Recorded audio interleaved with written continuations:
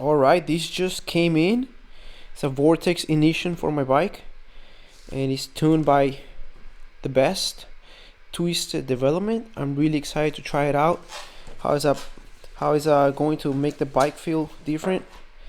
From everything that I've researched, the bike they usually put less engine brake, which frees up the suspension, and it's just overall more connectivity, more power, more usable power. And I'm really excited to try it out at Redbud this weekend.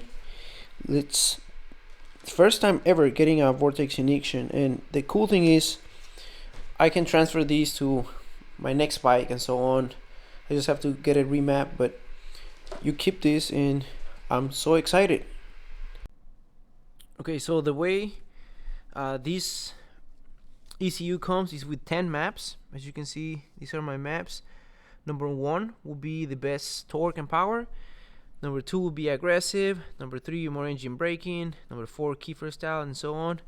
All these different maps. And whenever you have it in your handlebar, in the switch on the KTM, whenever you have it on map 1, will always be map 1. And then whenever you switch it to map 2, it would always be whatever map you pick here on the dial on the Vortex Ignition.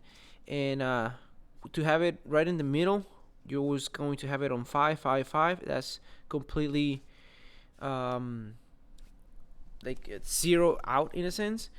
And let's say if I want to use VP Pro 6 fuel, I will move it one click to the 6 to make up for the oxygen the oxygen percentage that Pro 6 has, and also the higher octane. And let's say if I use U4.4, that has even more oxygen at like 7.5% and more octane, then you will do 2 clicks, so that will be to 7 on all of them.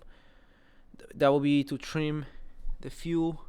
It's just like a carb, the low, the mid, and the high.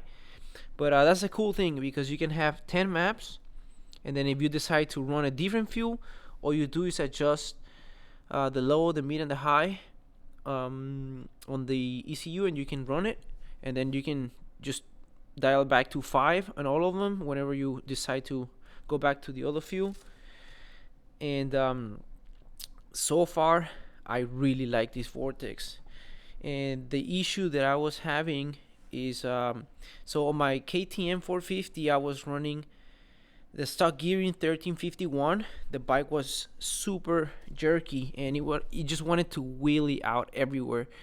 And the thing that I didn't like the most is that the gears, they felt super short, and I had to shift on a 450. So I didn't like that. So then I went to a 1349 gearing, which I completely love. But it definitely lost some of that, that like torque to wheelie over things. So I missed that. Then I went to a 1350, and it gave me a little bit back of that that torque to wheelie over bumps and stuff like that. But then again, the gears got super short, and the top speed was not good. I just didn't like it, so I went back to the 1349. And now with the Vortex ECU, it gave me back that. So now with the 1349 gearing on a KTM 450 2023 chassis, I'm able to wheelie over stuff again. I got that throttle response, that power to get over things. And it's cool because the bike is faster, but it's not out of control faster. It's just there's more usable power throughout the entire power curve. I wish they gave me like a sheet of the old power curve compared to the new one, but they didn't. That would be pretty cool to see. But other than that, I'm in love with this Vortex, and I'll be really intrigued to try some oxygenated VP fuel, because I rode a friend bike with a M Pro 6 KTM 450 2023, and he had the stock ECU, which you won't see. You won't get all the benefits, the full potential, but that bike felt unbelievably crisp. So my next step would be to try actually U4.4 on VP with the Vortex. So that will be for my next test. But right now the bike feels amazing, and I run 98 octane. That's what this bike was. I mean, this Vortex was tuned for 98 octane, and the bike just feels amazing.